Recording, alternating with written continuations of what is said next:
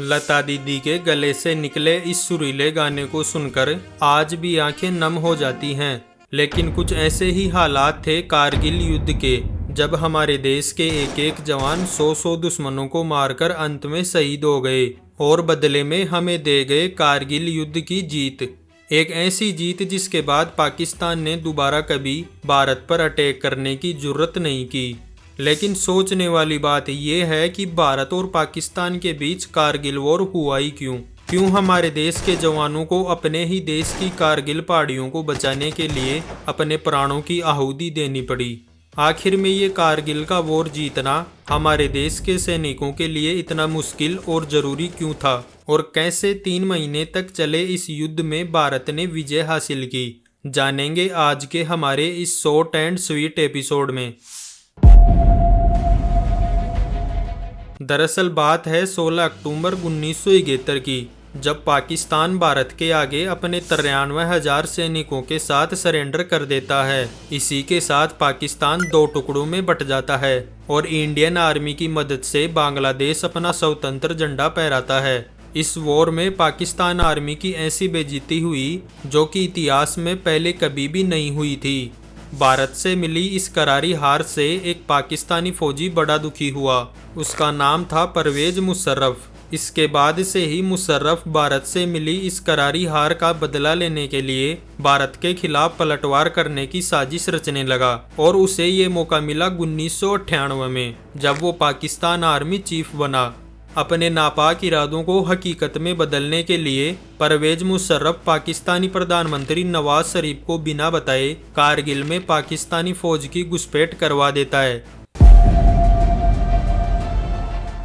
तारीख थी 2 मई 1999 और जगह थी कारगिल का गरकौन गांव। जब इस गांव का रहने वाला एक चरवाहा जिसका नाम था तासी नामग्याल, हमेशा की तरह इस दिन भी जब वो अपने जानवरों को चराकर वापस आया तो उसे पता चलता है कि उसका एक याक रास्ते में कहीं खो गया है, और अपने इसी याक की तलाश में ये चरवाहा कारगिल की पहाड़ियों की ओर निकल पड़ता है।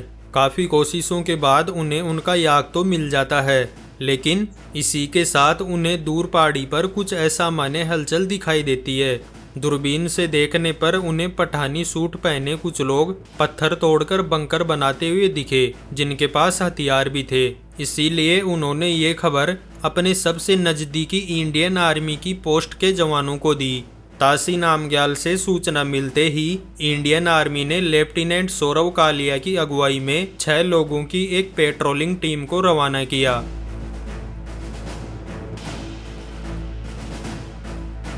लेकिन पाकिस्तानी घुसपैठिए जो कि पूरी प्लानिंग के साथ भारत में आए थे, जब उनकी लेफ्टिनेंट सौरव कालिया से फाइट शुरू हुई तो उन्होंने लेफ्टिनेंट सौरव कालिया और उनकी टीम को बंदी बना लिया, और फिर कुछ दिनों बाद उनका शरीर छत विचत हालत में भारत को सौंपा गया। जिस तरीके से उन्हें टॉर्चर किया गया था उससे ये कन्फर्म हो गया था कि ये घुसपैठिए और कोई नहीं बल्कि पाकिस्तान द्वारा भेजे गए उनके ही हाईली ट्रेंड कमांडोज व सोल्जर्स हैं, जिन्हें पाकिस्तानी जनरल परवेज मुशर्रफ ने जेहादी जामा पहनाकर घुसपैठ करवाई थी। और जनरल परवेज मुशर्रफ का टारगेट लद्दाख से श्रीनगर का कनेक्शन कट कर देना था। और बस फिर क्या था, इंडियन आर्मी ने इन पाकिस्तानी घुसपैठियों को खदेड़ने के लिए युद्ध का ऐलान कर दिया। जब भी हम कारगिल युद्ध के बारे में बात करते हैं तो इंडियन आर्मी के ऑपरेशन विजय, इंडियन एयरफोर्स के ऑपरेशन सफ़ेद सागर और इंडियन नेवी के ऑपरेशन तलवार के बारे में तो आपने सुना ही होगा। 10 मई 1999 को इंडियन आर्मी ने पाकिस्तानी आर्मी के खिलाफ ऑपरेशन विजय को लॉन्च किया। इसका मकसद कारगिल के इलाके पर भारत के कंट्रोल को वापस जमाना और पाकिस्तानी आर्मी को वहां से भगाना था। इसीलिए हजारों सैनिकों को कश्मीर से कारगिल की तरफ रवाना किया गया। उस वक्त भारत के आर्मी चीफ वेद प्रकाश मलिक थे, जिन्होंने ऑपरेशन विजय की कमान संभाली थी और 16,000 फीट पर दुश्मनों से लड़ने के लिए हर संभव प्रयास किए थे। इस युद्ध में इंडियन आर्मी के लिए सबसे बड़ी चुनौती कारगिल की सीधी पहाड़ियों पर चढ़ना था। जिसे चढ़ने में 12 से 13 घंटे का वक्त लगता था। अब क्योंकि कारगिल की सीधी पहाड़ियों से दुश्मन इंडियन सोल्जर्स को बड़ी आसानी से देख सकते थे, इसीलिए चढ़ाई का वक्त रात को चुना गया। लेकिन मुश्किल ये थी कि कारगिल की पहाड़ियों पर एक तो हड्डी जमा देने वाली ठंड थी और ऊपर चढ़ने के साथ ही ऑक्सीजन की भी कमी होने वाली थी। ऐसे में ऊपर चढ़ते हुए सैनिक अपने साथ या तो खाना और पानी ले जा सकते थे या फिर हथियार व गोला बारूद ले जाकर दुश्मनों को खदेड़ सकते थे। लेकिन हमारे जाबाज सैनिक हर सिचुएशन के लिए तैयार थे। इंडियन आर्मी के इस ऑपरेशन को सक्सेस करने में इंडियन एयरफोर्स ने भी बड़ा अहम रोल निभाया। इस दौरान उन्होंने ऑपरेशन सफेद सागर लॉन्च किया। 25 मई 1999 को कैबिनेट कमेटी ऑन सिक्योरिटी ने इंडियन एयरफोर्स को अटैक करने के लिए परमिशन दी और 26 मई 1999 को एयरफोर्स ने ऑपरेशन सफेद सागर लॉन्च किया। ऑपरेशन सफेद सागर कारगिल वॉर में इंडियन एयरफोर्स द्वारा चलाया गया एयर ऑपरेशन था, जिसे कारगिल की पोस्ट में पाकिस्तानी आर्मी को खदेड़ने के लिए चलाया गया था। कारगिल की पहाड़ियों पर चढ़ते हुए सैनिक ज्यादा भार लेकर नहीं चढ़ सकते थे। ऐसे में एयरफोर्स उन्हें जरूरी सामान भी एयर ड्रॉप कर रही थी।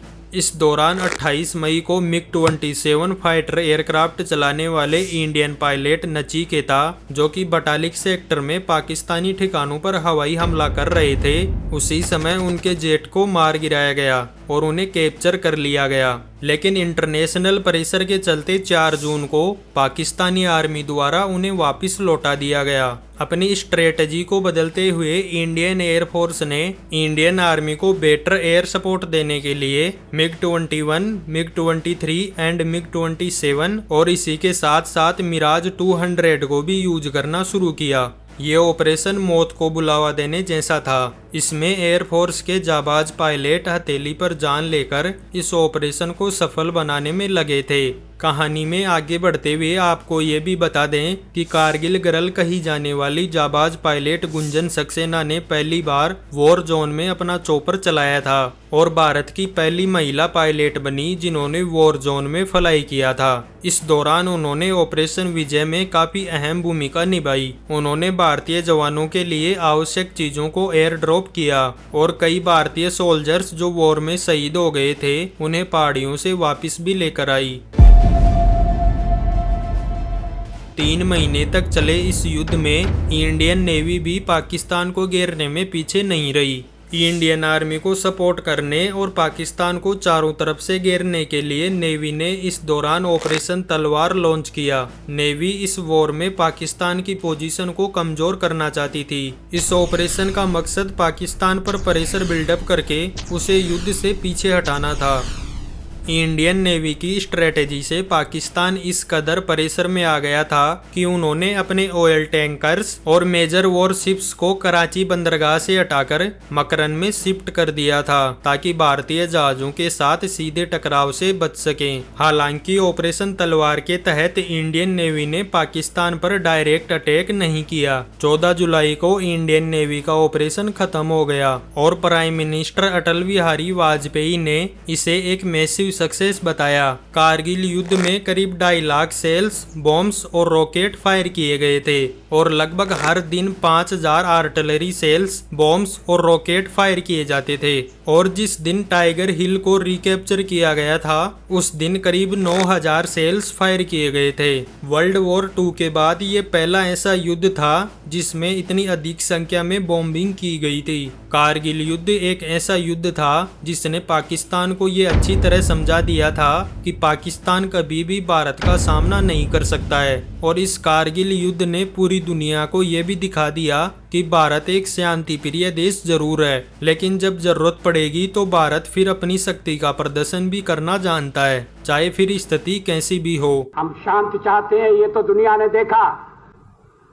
अब दुनिया ये देखेगी कि हम शांति की रक्षा के लिए और अपनी शक्ति का भी प्रदर्शन कर सकते हैं। लड़ाई के परिणाम के बारे में भी मेरे मन में कोई संदेह नहीं है। हमारी विजय निश्चित है और हम विजयी होकर दिखाएंगे। और भारत की अखंडता को बनाए रखने के लिए हमारे वीर जवानों ने जो अपना सर्वोच्च बलिदान दिया, उनके नाम एक लाइक और सब्सक्राइब तो बनता है और उनके इस सर्वोच्च बलिदान के लिए हम सदा उनके ऋणी रहेंगे।